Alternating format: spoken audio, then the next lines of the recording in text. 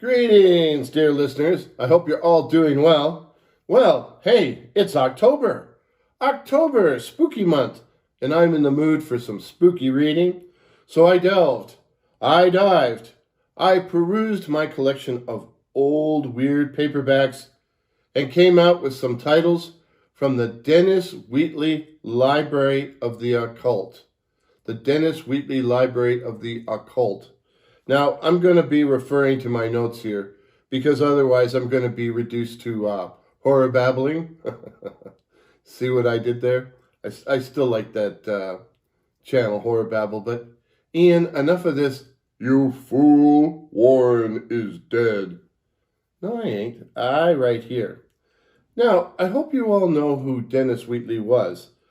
The late Dennis Wheatley, who died in 1977, was one of those writers who's so awful, he's awesome. He was the guy that came up with the template for the modern horror thriller. The modern horror thriller we associate with Dean Koontz or Stephen King. He was the guy that came up with the original template for that. And his works tend to be this strange amalgamation of horror and espionage and Satanism. Well, he wrote over 50 books, but he was also a really keen student of occult literature, which led in the 1970s to a series of paperbacks produced by Sphere Books in the UK. Now, the total series features some 45 books, fiction and nonfiction, and I put a list of all 45 titles in the description so you can have a look at it.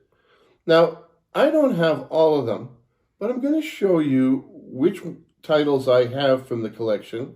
I'm going to show you what I have, and you can let me know if you would like me to read or review any of the titles I'm going to show you today on my channel. So let's begin. And I'm going to read the blurbs off the back because otherwise I'll be horror babbling. Well, the first one I want to talk about is Down There, or Là-bas, by J.K. Juris, Karl Huysmans or Huysmans, and Down There is the classic of Satanism. The book caused a sensation when it first appeared because of the extraordinarily detailed and vivid descriptions of the Black Mass. At the center of the story is Durtal, a writer obsessed by one of the blackest figures in history, Gilles de Rais. Each horrifying episode unfolds the legendary crimes, trial, and confessions of this grotesque sadist, necrophile, and practitioner of the black arts. So that's Down There. I know that sounds very lurid. The Black Mass is a bit of a letdown, I have to admit. Now, at the same time, the same day I purchased this book, I purchased another title from the Dennis Wheatley Library of the Occult, which I can no longer find, and that's The Monk by Matthew Lewis. And The Monk tells the story of a fire and brimstone monk who is seduced by a beautiful blonde demon, and it was certainly very appealing to me as a horny university student, I have to say. Well, I don't have my copy of The Monk, but I could probably get my hands on one if you guys think I should read and review that book. And there are audiobooks of both Là-bas, Down There, and The Monk available on YouTube. Next, this is a very famous book, The Werewolf of Paris by Endore. Endore, not Endure, Endore. Half human, half wolf, he stalked the streets of Paris in search of prey. Born of an unholy union, he was cursed, doomed to live in the netherworld of the werewolf, a man by day, a wolf by night.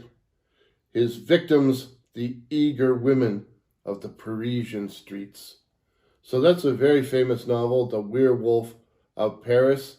This movie's been filmed a couple of times. It was filmed as The Werewolf of London. They bought the rights to it so they could make the movie The Werewolf of London, which has nothing to do with the book. A more faithful adaptation was Hammer's Curse of the Werewolf with Oliver Reed that came out in 1961. But this is a very, very, very, very dark book. A very, very dark book. Now, I mentioned that the Dennis Wheatley Library contains both fiction and nonfiction titles. So here's a nonfiction one.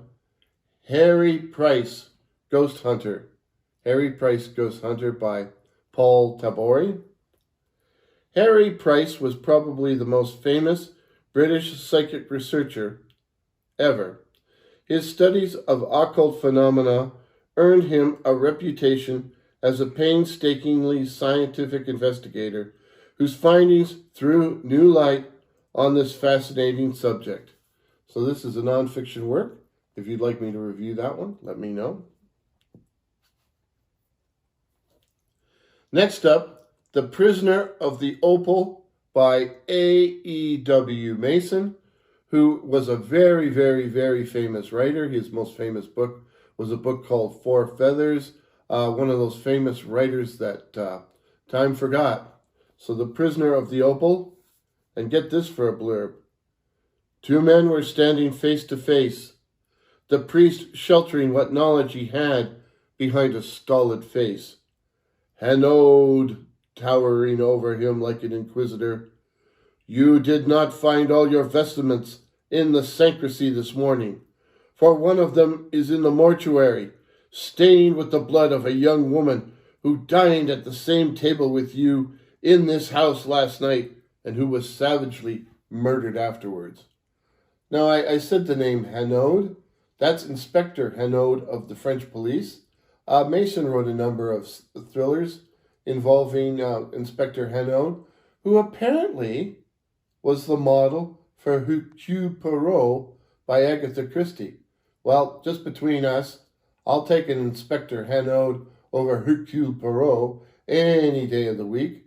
So in this investigation, Inspector Hanaud comes across a satanic cult. The Prisoner of the Opal. And there's an audiobook of this story on YouTube, and the guy that narrates it refers to it as the Ghost Pirates. So this is the Ghost Pirates by that really famous horror author so cruelly taken from us during World War I, William Hope Hodgson. And it's the Ghost Pirates. And there were rumors that the ship was haunted. But when she had sailed 2 weeks out of Frisco, before a fair wind, the crew dismissed them. Then, unaccountably, the rigging went slack.